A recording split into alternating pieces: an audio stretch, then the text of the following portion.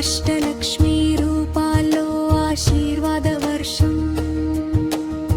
ధనం ధాన్య సంతానం నింపే దివ్య దర్శనం. నవరోజుల భక్తి నిండిన ఈ ఉత్సవ వేళ, అమ్మ సన్నిధిలో తీరే ప్రతి మనసు కోరికలేళ. అన్నపూర్ణ అలంకరణలో ఆఖరి రోజు మహిమ, అక్షయ పాత్రలా కురిసే అమ్మ కరుణా గుణం.